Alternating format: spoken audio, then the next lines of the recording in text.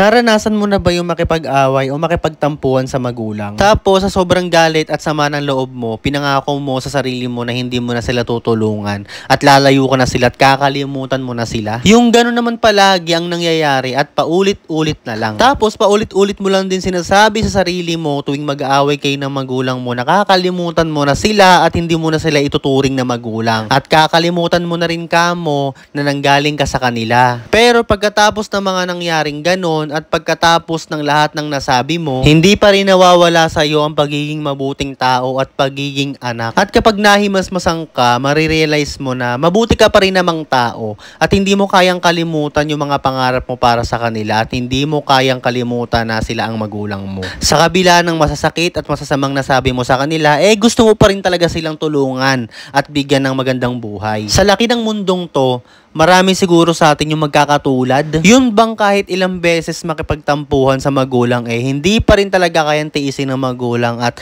naiisip pa rin gabi-gabi o naiisip pa rin minuminuto yung pangarap na binubuo mo bilang anak sa mga magulang mo. Oo, kahit hindi ka perpektong anak, kahit nakabukod ka na ng bahay, hindi mo pa rin naiiwasang isipin sila. Yun bang tuwing kakain ka, iisipin mo na kumakain kaya sila, ano kayang kinakain nila? Kasi galit ka lang at hindi ka talaga makasarili. Yun bang kahit anong sitwasyon ang dumating sa inyo ng magulang mo, magkatampuhan man na maraming beses, hindi nawawala sa'yo yung pangarap po sa kanila na matulungan sila, maahon sila sa hirap, maregaluhan sila ng bahay at lupa, sasakyan, negosyo, ma-spoiled sila, maigala sila, o madala sila sa mga lugar na hindi pa nila napupuntahan hanggat malakas pa sila. Alam nyo, habang tumatanda tayo, hindi dapat natin sinasara yung isip natin sa mga lesson o turo sa atin ng buhay mula doon sa mga nangyayari sa buhay natin araw-araw. Alam nyo yung bawat simpleng tampuhan natin sa mga magulang natin, may aral yun. Natutunan ko na kapag meron tayong hindi pagkakaunawaan sa mga magulang natin or kung meron tayong hindi pagkakaunawaan sa mga anak natin,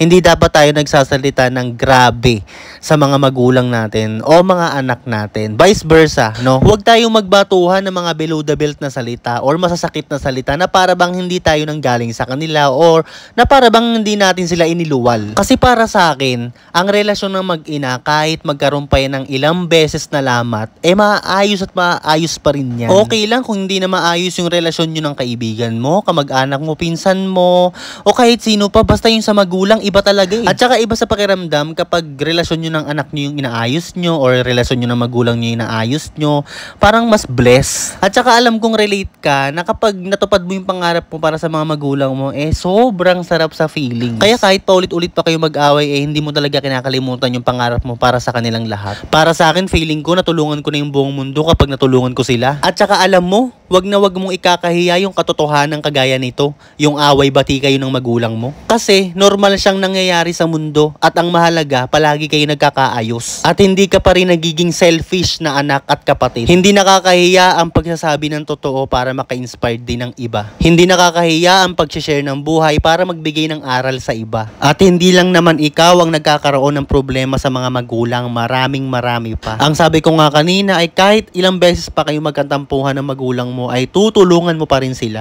Yun ang mahalaga, yung hindi ka pa rin makasarili. Basta't pagdating sa magulang, okay lang. At proud akong sasabihin na okay lang sa akin magkaroon ng kaaway-bati basta magulang. Ang ibig kong sabihin doon ay handa ako magpatawad ng magpatawad, umunawa ng umunawa, basta magulang. Wala na akong pakialam kung mawawalan pa ako ng kaibigan o kamag-anak. Ang mahalaga sa akin, mas magiging masaya ako kung matutupad ko ang mga pangarap ng magulang ko. Tandaan nyo, hindi ako nahihiyang i-share na away-bati kami ng magulang ko. Hindi para pagchismisan ako ng tao, kundi gusto ko mang-inspired at imulat ang mata ng bawat isa sa atin na nangyayari talaga to at normal to sa ibabaw ng mundo. Hindi ako nahihiyang i-share to at magpakatotoo. Ang nakakahiya, yung mga piling banal, piling malinis at piling mabuting anak. Mga piling hindi sumamaloob minsan sa magulang, piling hindi nagalit minsan sa magulang, piling tagapagtanggol ng magulang, tagaayos ng pamilya. Pero ang totoo, sila tong maraming nasasabi.